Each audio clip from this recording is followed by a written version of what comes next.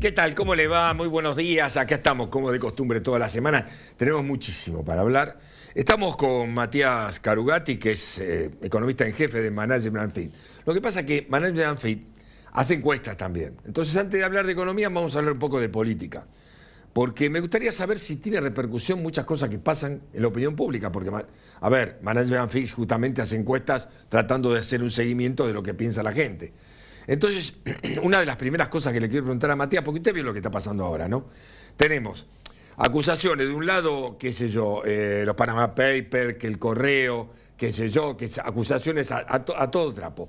Del otro lado tenés que Cristina y los hijos van a ir al 7 de marzo y todo el mundo, especialmente Luis Delía, dice, los van a meter presos. Después me entero que ella aparentemente pidió asilo, y no se lo negaron en Comodoro Pi, para ir a Venezuela o Cuba, y que podría ser Ecuador. Ecuador, Venezuela o Cuba. Esa es una versión que me dieron. Después veremos si es cierta o no. Y de pronto, Luis Delía dice, vamos a salir a la calle. Si a ella la mete preso, vamos a salir a la calle un 17 de octubre. Hasta que Dalbón, el abogado de Cristina, le dice, no hay que salir a la calle, hay que seguir a derecho, déjeme que yo voy a manejar todo. ¿Qué manejaba vos, Dalbón? No sabe nada, le que todo el día. Así que está complicadito esto. Ahora, lo que yo quiero saber, en medio de tantas acusaciones de, a ver, ¿qué hicieron con Irán? ¿Qué pasó? Si era, de alguna forma se lo puede condenar por eso. ¿Qué pasó con Lázaro Báez? Toda la plata que falta, etcétera. Y por el otro lado hay dos barra bravas. Uno de los muchachos de la CAM, pero los otros que están acusándolo a todos los que tuvieron en el gobierno anterior. Así que yo creo que estamos en una etapa que se puede llamar, la denunciología. Hay que denunciar a todo el mundo. Todo el mundo puede ir, no preso, pero sí por lo menos puede pasar por Comodoro Pi. Mira, hasta tal punto está todo el mundo con temores de ir preso, hasta tal punto, que de pronto yo lo dije el año pasado, yo se lo comenté a ustedes todas las mañanas, que estaban obras públicas, Chaín creo que se llamaba así, Chaín, le temblaba el pulso y no firmaba ninguna obra pública. Las obras públicas no arrancaban porque tienen miedo de firmarlas, porque cualquiera que esté en el gobierno hoy, mañana sabe que va a pasar por Comodoro Pi. Sea culpable, inocente, lo que usted quiera, pero a todo el mundo le va a quedar una denuncia. Por sí, por no, por las dudas, a lo mejor, quizás, para complicarte la vida, porque me tenés harto, todo el mundo va a tener una denuncia. Acuérdese lo que le digo, va a haber un desfile por Comodoro Pi, que va a haber una congestión de tránsito tan grande que va a haber que poner un metrobús, ¿viste?, para que lleguen a Comodoro Pi, un metrobús especial, donde pones a todo lo que tienen que ir a declarar en un metrobús enorme de más o menos 7 cuadras de largo para que vayan todos. Y yo quiero saber, todo esto, Matías, ¿le pega a la opinión pública, le llega o la opinión pública está más preocupada por el bolsillo que por otra cosa? Mirá, te diría que le importa a la gente. La corrupción es uno de los 3, 4 temas que más le preocupan hoy por hoy. Obviamente que eso, típicamente cuando esto nosotros lo medimos desde hace muchos años y los primeros 3 temas siempre eran inseguridad, inflación y desempleo, y después venía pobreza, corrupción, educación y demás. Ahora la corrupción se metió entre los primeros 3, los otros 2 son obviamente el crimen, la inflación. Inseguridad primero.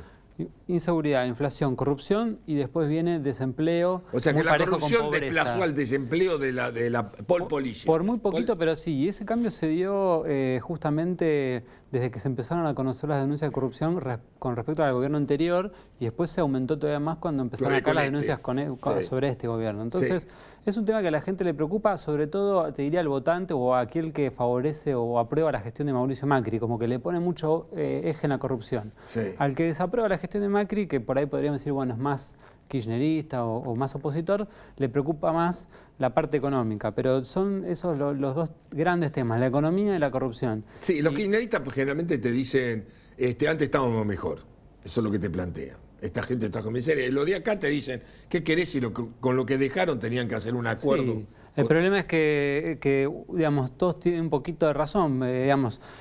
Es cierto, a fines del 2015 estábamos mejor, pero porque la gente ya sabía que venía Macri y que la cosa iba a cambiar, había una expectativa de cambio que después no, digamos, el famoso segundo semestre nunca llegó, y eso es lo que te dicen, ahora estábamos peor que hace un par de años atrás. Y del otro lado también tienen razón, digamos, la herencia que les dejaron no fue algo fácil, no fue una crisis, pero no fue una crisis por lo que también hizo el gobierno. Entonces la gente no entiende que, bueno, no llegamos al momento de crisis y no entiende que hay un montón de ajustes que hubo que hacer y que hay que hacer, que se tienen que hacer para evitar justamente esa crisis. Entonces un poquito de cada lado, pero bueno, es difícil convencer a la sociedad, ¿no? Es cierto que el kirchnerismo evitó la crisis.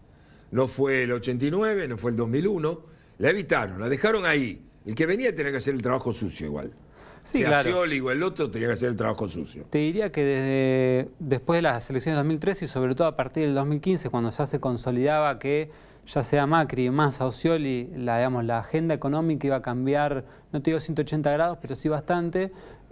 Ahí es como que lo que sería la expectativa sobre el futuro de la economía, sobre lo que iba a tener el porvenir del país, mejoró mucho y en un país como Argentina, la confianza ayuda muchísimo a llegar hasta fin de año y en ese año ayudó bastante. Todos los que hacen encuestas te dicen lo siguiente: está Macri y a Macri le interesa que esté Cristina, no que esté presa, que esté libre y que vaya como candidata. ¿Por qué? Me dice, porque Macri y Cristina tapan al resto. Acá no crece nadie, es como que ellos tapan la puerta. Por esta puerta no pasa nadie. Acá no resiste nadie, somos nosotros dos que vamos solos y el resto allá lejos. Se quedará con el 10-15% de los votos. ¿Puede ser? A ambos les conviene esa narrativa, ¿no? Es decir, lo viejo versus lo nuevo, la corrupción contra la honestidad, y en el medio no queda nada. Digamos, y en el medio está Massa, por ahí está un poquito corrida a un lado Stolbizer, pero en el medio no queda nada. Se disolvió un poco Massa en los últimos tiempos. Sigue siendo uno de los dirigentes mejor valorados. El tema es que depende cómo ¿lo votás evalúes, o no lo votás? Depende qué es lo que evalúes como eje de campaña para esta elección. Digo, si es corrupción u honestidad, veamos, Massa queda desdibujado. Ahora, si es una cuestión más de economía, bueno, ahí es donde Massa puede entrar, puede meter una cuña. Puede meter una cuña porque el gobierno no está pasando un buen momento económico. Ahora, vos, y ahora es tuyo, porque vos sos jefe de economista de Management and Fit. 5 meses antes de las elecciones, digamos, a ver, abril, mayo, junio, julio, agosto, septiembre, mayo, junio.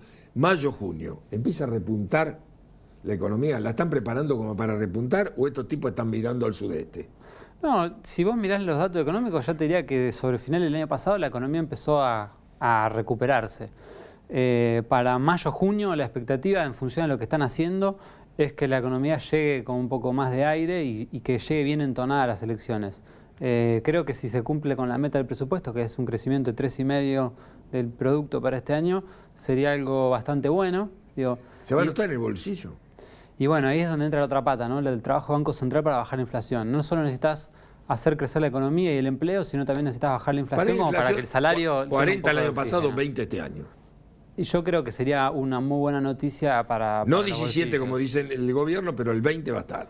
Es que el gobierno obviamente tiene, digamos, ya firmó el 17 y ahora no puede desdecirse. No, ya sé, lógica, pero yo digo la realidad va a ser el 20. La realidad va a ser el 20, si los salarios terminan alrededor del 25, digamos, que sería 24, yo creo 25. Que es el 24. 24, 25 sería un aumento de salario real, obviamente que no se alcanzaría para recuperar todo lo que se perdió en 2016. No. Pero bueno, digamos, podés recuperar 3 puntos. Recuperás algunos puntitos y eso te ayuda al consumo. Te tiro algo. Viste que están hablando de la huelga bancaria el viernes, que ya está, el lunes, martes, qué sé yo. Está bien, Perazo, este hombre de la bancaria. ¿Perazo o Palazzo? Palazzo. Palazzo. Sí, Perazo era un jugador de fútbol. Palazzo es kirchnerista, ¿viste? Está en el radicalismo de Leopoldo Moro, una entelequia. Pero, lo que sé que a último momento, viste que él está con ese 24%, que era para el primer trimestre. Y lo que están negociando, muchachos, esto no puede ser para el primer trimestre, porque si no se lo vamos a votar. Hagan toda la huelga que quieran. Sé que les dijeron lo siguiente y lo están estudiando. 24% es toda la paritaria. Después, si la inflación supera el 24%, hay una cláusula gatillo que te aumenta más. Pero no te puede aumentar más del 24% y no el primer trimestre, sino, escúchame, para el resto. Yo creo que esa es la posibilidad para salir. Ahora, a los docentes le ofreces el 17-18. Pero ellos dicen que es el piso, la cláusula gatillo, todo lo que quieras. Yo creo que al final todo va a estar alrededor del 24. Yo, digamos, nuestra expectativa ya como consultor me parece que también va a estar arriba de 20. Entre 20 y 25 va a ser la mayoría de los 24. sindicatos. 24 sería un buen número y sí, digamos, lo que trata de hacer el gobierno es limitar los aumentos, digamos, de salariales de forma nominal, cosa que no se exacerben y después no se traslade a precios. Los docentes es serio. Primero porque repercute en las familias. Después porque los chicos no van al colegio y te están matando todos los días en tu casa. Hay varias familias que están rezando que empiecen las clases lo más rápidamente posible porque no los aguantan más. Tengo varios que les pasa eso. Entonces, el tema es que las provincias no pueden aumentar lo que quieren porque le tienen que pedir plata a la nación. Sí, mira, para tener una idea de números, hoy por hoy básicamente la mitad del presupuesto que gasta la provincia de Buenos Aires es en salarios y de eso la mitad es en educación, o sea, en salarios docentes. Con lo cual, digamos, cada punto que le da a los docentes es muchísimo dinero que después no tiene y tiene que salir a pedir a la nación. Eso trasladalo al resto de las provincias que gastan alrededor del 56% de su presupuesto en salarios. Sí. Salvo Formosa, que gasta el 92% en salarios. Exactamente. Cada punto de aumento salarial, sin pensar si aumenta en la plantilla de personal, cada punto de aumento en lo que es salario del empleado público, le cuesta a las provincias mucho dinero que no tienen y dinero que después van a pedirle a la nación. Y que dicho sea de paso, dinero a la nación tampoco tiene. Vamos a seguir con esto. Señor director, vamos a una pequeña pausa y seguimos. Se lo dejo todo a usted, dale.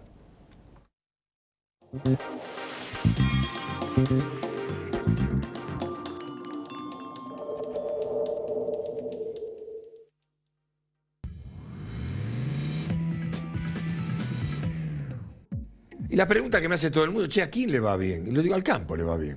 Mira, iba al sur, estaba en la costa atlántica y nunca vi tanto girasol en mi vida al borde del camino como alrededor de la costa atlántica después de Miramar. Girasol que nunca había. Este año parecía que todo el mundo lo descubrió. El trigo ya anduvo bien. No hablemos de la soja porque es la estrella. Pero girasol, maíz, pero fundamentalmente el girasol, cosa que me llamó la atención. Entonces pregunté, gente de Entre Ríos me dice, no, la verdad que al campo le va bien. Y eso que el dólar está bajando, viste que no se está matando porque está bajando, pero así todo nos va bien. Mirá la venta de pickups, mirá la venta de utilitarios, y justamente está subió en enero 50% con respecto al enero del año pasado. ¿Al campo es al único que le va bien? El campo va a ser uno de los principales sectores, como bien lo decías, y eso va a hacer que la recuperación se sienta más primero en el interior y después en las grandes ciudades, porque justamente viven más del campo. Después te diría que creo que la construcción va a tener un buen año, no solo por la obra pública, sino también por la inversión privada. La industria depende de qué sectores, puede ser que tengan algunos bien parados y otros mal parados. Obviamente la automotriz va a depender exclusivamente de qué es lo que pase con Brasil. Y después ya entre los ganadores y los perdedores me parece que algún otro ganador puede ser el sistema financiero, pero por poquito. Siempre ganaron. Siempre gana, pero están ganando un poquito menos y creo que van a seguir, pero bueno, digamos, de ganancias exorbitantes a ganancias altas. Es fácil, con los LEVAC ganas fácil, sin riesgos, aportás al LEVAC, te das una tasa de interés, la verdad que siempre la pasaron bien. Yo lo que veo problemas es en los sectores donde la importación les va a pegar, por ejemplo, el textil, por ejemplo, autopartes, a neumáticos, que hay algunos que no se acomodaron a las circunstancias, están entrando algunos productos de Brasil. Yo creo que, por ejemplo, el sector textil o zapatos puede tener problemas si no le frenan la importación. Lo que pasa es que, a ver, hay otra empresa del sector televisores y computadoras, etcétera, que están en Tierra del Fuego y están acá y le dicen, muchachos, 30-40% más barato va a ser para la gente, lo traemos importado. Entonces ahí estás peleando con ciertos sectores donde la importación le va a doler. Por eso te decía, en la industria depende de cada sector puntual. Obviamente, ahora hay menos barreras comerciales que antes, eso implica que van a entrar más bienes más fácil que antes. Y Argentina sigue siendo cara en lo que es manufactura, con lo cual entra el textil del exterior, entra la lavarropa, las computadoras, los televisores. Un sector me parece que va a ser clave es el comercio minorista y ahí va a depender, o sea, la actividad comercial y ahí va a depender lo que hablábamos antes, ¿no? El salario real. Si aumenta el salario real, más volumen de ventas y hay más tracción sobre el consumo y es un sector que emplea mucha gente. Ahí hay que esperar, para el sector comercial hay que esperar las paritarias. Sí, de a poquito, sí, ahora a partir de febrero, marzo, te diría entre marzo y junio, julio es donde se da el grueso y ahí es donde vamos a empezar el cambio. Generalmente en Argentina el segundo trimestre es donde el nivel de actividad mejor le va. Abril, mayo y junio. Abril, mayo y junio. Entonces, si en abril, mayo y junio la economía está bien arriba, eso es una buena señal. Si no repunta con fuerza, ahí ya me parece que las perspectivas van a cambiar. Otra pregunta. Estos muchachos, cuando diferenciaron contado de ahora 12, me parece que cometieron un error. El contado no bajó tanto, 8% de promedio. No todos los productos bajaron contado. Y ahora 12 se encareció más. Yo creo que al suspender casi ahora 12, están perjudicando a mucha gente que no tiene contado. Y hay que comprar útiles de los chicos, cuestiones escolares ahora que va a doler. ¿Vos crees que fue un error eliminar el ahora 12? No, entiendo que la hora 12 ahora lo reemplazaron con otros planes Sí, sociales. están reemplazándolo con ahora 50, pero solamente el Banco Nación, el Banco Ciudad y Provincia. provincia. Bueno. Obviamente que la medida esta de los precios transparentes no fue tal vez bien explicada, bien implementada, porque en general no produjo los efectos que ellos esperaban, que era entre 15 y 20% de rebaja de los precios de contado. No bajaron todos los precios, como lo decías, algunos incluso aumentaron y sobre todo los en cuotas. Obviamente que sí, digamos. En cuotas aumentó, el contado te bajó el 8, el 5, nada. Sí, y estamos, veremos todavía porque se sigue cambiando, ese número sigue cambiando día a día, hay que seguirlo. Pero sí, digamos, lo que es compra de bienes durables, que generalmente uno decía, bueno, me compro el televisor en 12 cuotas, la heladera, lo que sea, todo ese tipo de bienes ahora la van a tener más complicada. Y la gente no dispone Salvo que entres ahora en 50 cuotas. Entres en 50 pero cuotas. No todos pueden. No todos pueden y después... No, ¿hasta por qué te digo no todos pueden? No todos tienen tarjeta de esos 3 bancos. No, exactamente. Aparte, ya, incluso si las tuvieran de esos 3 bancos, en general el porcentaje de utilización de tarjeta de crédito en Argentina es muy bajo. Entonces, en realidad, muchos se manejaban, ya antes se manejaban de contado. Con lo cual, digamos, el que no tenía tarjeta ahora paga el precio lo mismo o un poquito menos, y el que tenía tarjeta y le necesitaba la tarjeta para financiar sus gastos en 12 cuotas, la va a pagar más caro. Entonces, en definitiva, digamos, no beneficiaste mucho. ¿En cuotas subió el 20? No tengo el dato exacto, pero en general han subido los precios porque, claro, ahora no pueden cargarle la financiación al precio de contado. Entonces se la tienen que cargar al precio en cuotas. Antes el que compraba el contado financiaba al que compraba en cuotas. Sí, encubiertamente era eso, digamos. Era un subsidio cruzado, pero de vuelta, quien usaba la tarjeta porque no podía comprar algo en contado porque era muy caro y lo pagaba en cuotas, le venía bien. Ahora esa persona tiene que decidir a ver qué hace, ¿no? con ese gasto, digamos, si lo puede afrontar o no. Mucha gente empezó a usar la tarjeta el año pasado como para financiar gastos no de electrodomésticos, sino ir al supermercado. Y ahora lo va a tener más difícil porque es una cuestión lógica, ¿no? Le sale más caro. Yo creo... A ver, es un año electoral. A mí nunca se me hubiera ocurrido volver a subir el precio de la luz y el gas. Ya lo hicieron el año pasado, también no fue todo lo que querían, pero subirlo ahora. Y encima el peaje, esta semana. Y yo le digo, muchachos, está bien, esto va a ser algún punto más en la inflación. Están haciendo todo en el... Vos, a ver, tu olfato, ¿están haciendo todo en el primer trimestre para no hacerlo después? Lo que es tarifas van a aumentar ahora febrero, marzo y abril y después de vuelta octubre y noviembre. No, bueno. Octubre ya está anunciado. Noviembre. Noviembre, octubre. Octubre ya está anunciado. Se vota. Sí, justamente que me parece que lo que están haciendo es, bueno, no podemos vivir siempre pendiente de las elecciones, vamos a tratar de arreglar los problemas. Tienen que ganar las elecciones porque si no, ¿sabes qué? Se les pasa, el peronismo se los come vivos. Bueno. Si pierden, ¿viste cuando la María Eugenia Vidal dijo, no, si perdemos no pasa nada? No, María Eugenia, estamos en Argentina. Acá el peronismo está del otro lado sufriendo porque están en la oposición. No toleran estar en la oposición porque no pueden usar la chequera. Si vos perdés, te comen vivo. Estamos en Argentina, esto no es... María Eugenia Vidal cree que está en Suecia, en Suiza, Noruega, no, estamos en Argentina. No entendió que hay que ganar las elecciones de medio término para llegar al 19. Creo yo, ¿viste? Es punto de vista político. Es un punto de vista válido. Lo que pasa es que también el gobierno tiene otro problema, ya está con un déficit fiscal importante. Está saliendo a tomar mucha deuda de los mercados.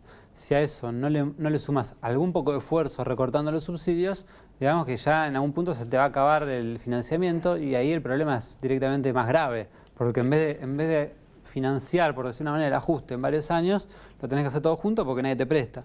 Entonces el gobierno me parece que está trabajando en esta visión más de largo plazo, mirando de reojo lo que es el ciclo político. Para que te sigan prestando tenés que ganar las elecciones de octubre. Exactamente, pero también tenés que mostrar señales de que querés ir en camino a un equilibrio fiscal. Obviamente que no puedes acortar la factura de subsidio de un año a otro porque eso sería una recesión tremenda, además de una inflación fenomenal. Mirá, entonces lo tenés que ir haciendo de a poco. Si recaudás más porque hay más consumo, si recaudás más porque hay más inversiones y hay más trabajo, si recaudás un poco más porque, qué sé yo, peleados en negro están en blanco, ya ahí podés hacer algo sin necesidad de estar tocando todo el tiempo el tema subsidios. No, claro, bueno, pero son cosas que llevan tiempo. La reforma tributaria para, digamos, reducir la informalidad recién se va a plantear a mitad de año para, con suerte, votarse después de las elecciones. Si se vota y recién va a entrar en vigencia el año que viene o después. Con lo cual... ¿Qué va a entrar en vigencia el año que viene? Una supuesta reforma tributaria como la plantean, digamos. La van a hacer, pero no este año. Entonces, ¿ingresos brutos lo pueden reemplazar por el IVA provincial? Ingresos, sí, ahí es una discusión entre las provincias, porque eso es potestad exclusiva de las provincias. Entonces, es una negociación muy fina, porque las provincias no van a hacer ingresos brutos sin un cambio de coparticipación. Pero ingresos brutos te cobran, vos ganes o pierdas. No importa. O sea, digamos, yo tengo un negocio, a mí me cobras un impuesto, gane o pierda. Mira, estoy perdiendo, vos sabés que no vendía, no me importa, a mí pagame ingresos. Desde el punto de vista del empresario, obviamente que ese es el punto de vista, pero el gobernador que maneja un presupuesto público, que tiene los sindicatos que le queman la gobernación y que tiene a todo el mundo en pie de guerra, digamos, lo único que ve es fuente de ingresos. No va a ceder un peso, sino no aparece otro peso por otro lado. Entonces, digamos, por mal que le pese a él, digamos, el problema con que las empresas de la provincia no anden no es problema de él porque se lo puede facturar a la nación. Todo lo que vos quieras. Vos salís del tema de los intendentes y gobernadores. Vamos al tema de la pyme. Vamos al tema de una industria. Una pyme agarra, llega al municipio y le dice, che, 0,7 no, va a ser el 1,1. Pará, estoy perdiendo.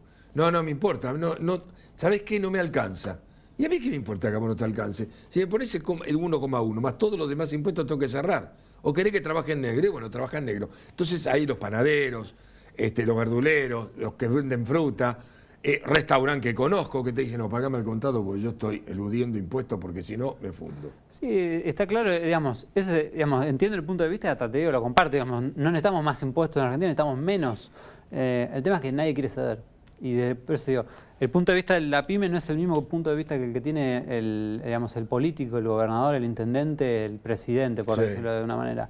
Bueno, en el caso del presidente sí están tratando de bajar los impuestos, pero el resto de los gobernadores intendentes, nadie quiere bajar la presión tributaria por una cuestión de dónde saco la plata, te dicen. Exactamente. No, digamos, tampoco pueden salir a endeudarse todas las provincias. Sí, bueno, fenómeno. Pero estuve mirando los números, salieron publicados esta semana.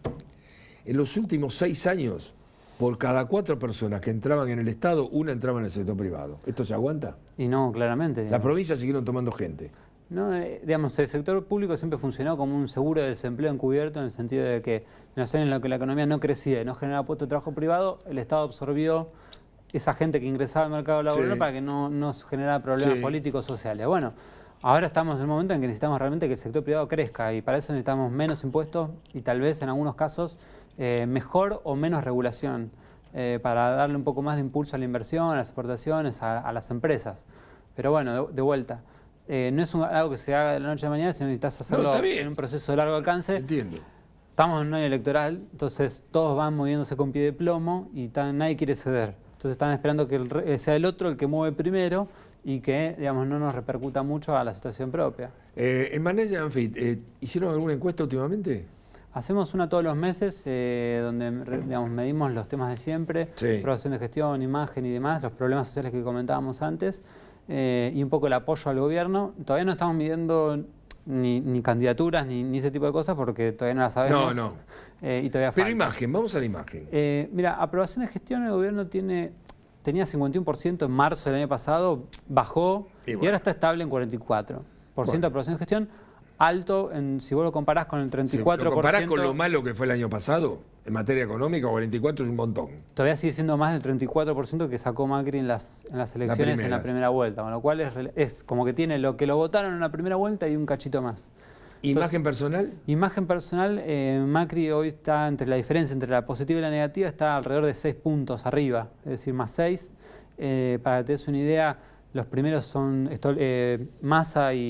Vidal y Massa, y después vienen Stolbizer, Carrió y ahí aparece Macri. Después de vuelta, su imagen sufrió el 2016, pero no tanto como uno hubiera esperado. Y una cuestión importante que sí nosotros veníamos preguntando es, si hoy fueran las elecciones, ¿usted votaría por los candidatos del oficialismo o por los candidatos de la oposición? 37% te dice por los candidatos del oficialismo, que es un número bajo. Mira, en una elección legislativa 37% es muchísimo, sobre todo que la oposición, que es la que se repartiría todo el resto, está dividido en varios bloques. En varios bloques. Entonces, hoy por hoy vemos Ponele con toda la fuerza y que la economía, mirá que sacan arriba del 40, es muchísimo. No, pensá en 2009, en 2013, digamos, ya 37 es mucho en comparación con eso. Y fue un año pésimo. Y fue un año malo. Por eso te digo que digamos, el daño que tuvo el gobierno fue considerable, pero no tanto como para dejarlo mal parado de cara a las elecciones. Si la economía repunta y llega con un buen crecimiento, baja inflación y salarios reales creciendo, me parece que el gobierno, no te digo que va a salir muy bien parado, pero sí va a tener buenas perspectivas. Sí, sí, no, está bien. ¿Y Vidal cómo anda de número? Vidal es la dirigente mejor valorada del país. Tenía una diferencia positiva-negativa de alrededor de 15 puntos y la mantiene dentro de todo estable hace meses. Digamos, su aprobación de gestión en la provincia también está alrededor del 50%. Como que la gente, a pesar de todos los problemas que ella tiene en la provincia, sigue viendo que está trabajando, que se está esforzando y sobre todo que una cuestión muy relevante es desde que empezó a atacar el tema de la policía bonaerense, eso le sumó muchísimo, porque ven que realmente está tratando de cambiar algo que ninguno de los anteriores quiso cambiar. Exactamente. Y después viene Massa. Y después viene Massa. El problema de Massa es, está bien, tiene una imagen positiva, pero ¿vos lo votás o no lo votás? Ese es el tema. El problema de Massa es ese, que todavía no sabemos, primero no sabemos si él va a participar o no, porque puede ser que no quiera arriesgarse a perder lo poco que tiene. No creo que participe. Digamos, acá el escenario electoral me parece que va a todo o nada, es decir, si Cristina juega, me parece que van a entrar a participar todos. Si Cristina no juega, capaz que el resto también se resguarda como para no arriesgar. El tema, cómo se acerca el partido peronista otra vez a Cristina, cuando después a través de las escuchas estas famosas termina insultando a todos los del Partido Justicialista. Yo creo que es imposible para ellos. Van a buscar un candidato que no sea Cristina, que puede ser Randazzo, puede ser Massa, puede ser cualquiera, pero no Cristina. El tema de Cristina, que a pesar de que sigue, digamos, teniendo una imagen dentro de todo deteriorada, sigue consiguiendo un buen caudal de apoyo. Me dijeron en la provincia de Buenos Aires, en el resto no.